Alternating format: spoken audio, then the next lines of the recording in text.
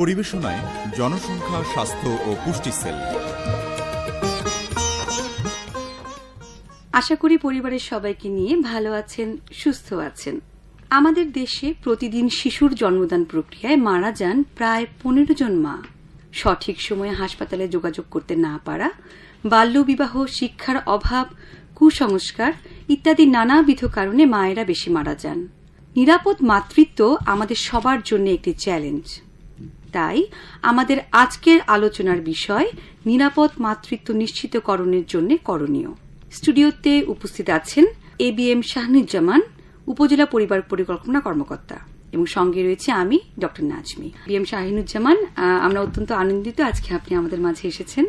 তো প্রথমেই জানতে চাইব আপনার কাছে যে নিরাপদ মাতৃত্ব বলতে আসলে আমরা কি বুঝি। সত্যিকার অর্থে নিরাপদ মাতৃত্ব বিষয়টি কিন্তু ছোট একটি ব্যাপার না, অনেক ব্যাপক একটি বিষয়। তবে যদি আমরা খুব সংক্ষেপে বলতে চাই, নিরাপদ মাতৃত্ব হলো মা এবং তার যে সন্তান রয়েছে এই দুজনের সুস্বাস্থ্য নিশ্চিত করে সুস্থ জীবনযাপন করার মাধ্যমে যে মাতৃত্ব নিশ্চিত করার বিষয়টি, এটাই নিরাপদ মাতৃত্ব। খুব সুন্দর করে বললেন। প্রথম প্রশ্নটি আমরা খুব সুন্দর করে জানতে পারলাম। তো আমরা জানতে চাই আপনার কাছে যে কি কি শারীরিক জটিলতার কারণে এই নিরাপদ মাতৃত্ব হুমকির মুখে পড়তে পারে। জি, খুবই গুরুত্বপূর্ণ একটি প্রশ্ন। আমাদের সমাজে আসলে নিরাপদ মাতৃত্বর যে জটিলতাগুলো আছে এটি কিন্তু এখনো অনেক উপেক্ষিত ভাবে থাকে।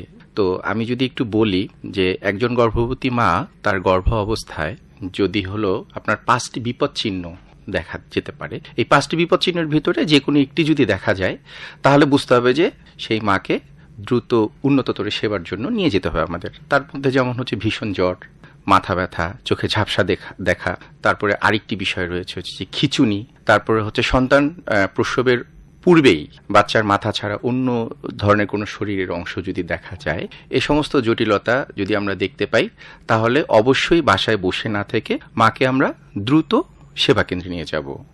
খুব সুন্দর বলেছেন। তাহলে এই জটিল সমস্যাগুলো দেখা যাওয়া মাত্রই, এবং সেটা হতে পারে গর্ভাবস্থায়, এমনকি প্রসবের সময়টায়। চমৎকার একটি কথা বলেছেন। এখানে একটু বলে রাখা দরকার যে আমরা তো শুধুমাত্র মনে করি যে বাচ্চা হয়তো মায়ের পেটে থাকলেই হয়তো আমরা সচেতন থাকবো, কিন্তু আরেকটি বিষয় কিন্তু খুবই গুরুত্বপূর্ণ। সেটা হচ্ছে একজন মা সন্তান প্রসবের পরে 3 থেকে শুরু করে 42 দিন পর্যন্ত কোনো ধরনের ঝুঁকিপূর্ণ যদি লক্ষণ দেখা দেয়, তবুও কিন্তু হচ্ছে মাকে আমরা এই সমস্ত উন্নতর যে চিকিৎসা রয়েছে, সেবা রয়েছে, সেগুলো দিতে হবে।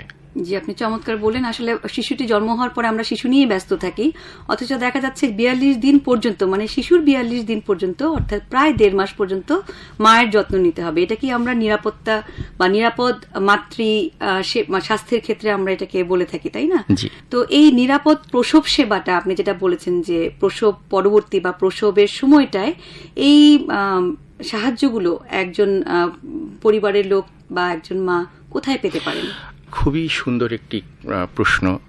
সেটি হচ্ছে যে আমাদের এই তথ্যটি জানা থাকে না যে আমরা এই দুর্যোগকালীন মুহূর্তে কোথায় সেবাটি নেব। তবে তার আগে একটু বলে রাখি, সেটি হচ্ছে একজন গর্ভবতী মায়ের জন্য 4টি ANC, যেটাকে আমরা বলি অ্যান্টিনেটাল কেয়ার, সেটি 3 থেকে 4 মাসে একবার, 6 মাসে একবার, 8 মাসে একবার এবং 9 মাসে একবার, এই 4টি প্রসব পূর্ববর্তী সেবা নিশ্চিত করতে হবে।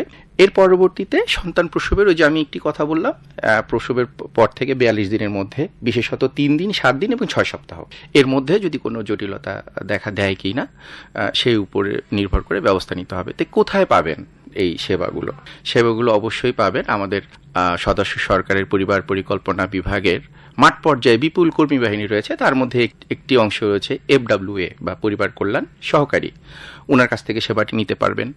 তারপরে ইউনিয়ন পর্যায়ে ইউনিয়ন স্বাস্থ্য পরিবার কল্যাণ কেন্দ্র রয়েছে, সেখানে আমাদের ভিজিটর রয়েছে, তার কাছ থেকে নিতে পারবেন। এছাড়া মা ও শিশু কল্যাণ কেন্দ্র, উচ্চতর যে সমস্ত মেডিকেল কলেজ হাসপাতাল রয়েছে সেখান থেকে নিতে পারবেন। আর সবচেয়ে বড় কথা হচ্ছে যে আমাদের যে উপজেলা স্বাস্থ্য কমপ্লেক্স ভবন রয়েছে বা সদর ক্লিনিক রয়েছে, কোনো মা কিন্তু সামান্যতম জটিলতা দেখা দিলেই উনি কিন্তু দ্রুত সেখানে এসে কিন্তু সেবাটি নিতে পারেন। জটিলতাগুলো জানলেই তো হবে না, ঠিক কোন জায়গায় গেলে কি কি পদক্ষেপ নিলে জটিলতা হওয়ার সম্ভাবনা কমে যায় বা পরবর্তীতে মৃত্যু ঝুঁকিটা কমে যায় সেটা জানাটা খুব জরুরি। তো আমি মনে করি যে এই গর্ভবতীর যত্ন বা প্রসবকালীন কিংবা প্রসব পরবর্তী মায়ের যত্নের ক্ষেত্রে পরিবারের সদস্যদের কিছু বিশেষ ভূমিকা রয়েছে, সে ব্যাপারে যদি আপনি কিছু বলতেন। সবাই শুধুমাত্র আমরা এই ফলটিকে নিয়েই আনন্দিত থাকার চেষ্টা করি, যে বাচ্চা আসছে, বাচ্চার মুখ দেখব। তো সেই ক্ষেত্রে যে গাছের যে পরিচর্যা করতে হবে, অর্থাৎ মায়ের দিকে যে আমাদের তাকাতে হবে, সেটি আমরা অনেকাংশে অনেকেই ভুলে যাই। সেক্ষেত্রে আমি মনে করি যে বাসার সকলকে এগিয়ে আসতে হবে, এবং সেই ক্ষেত্রে আমি মনে করি একজন স্ত্রীর সবচেয়ে বড় বন্ধু কিন্তু তার স্বামী। তার স্বামীকে কিন্তু এই সময় কিন্তু এগিয়ে আসতে হবে। ওকে নিয়ে কিছু বলেন আপনি। খাবেন, আচ্ছা, এডলক খানকে কি আপনার সুদর্শন পুরুষ মনে হয়? পরিমাণে খাওয়া, শারীরিক বিশ্রামের বিষয়টি রয়েছে, বিশুদ্ধ পানি খাওয়া, এবং শারীরিক অন্য কোনো জটিলতা দেখা দিচ্ছে কিনা, এই সমস্ত বিষয়গুলো খেয়াল রাখতে হবে। দর্শক,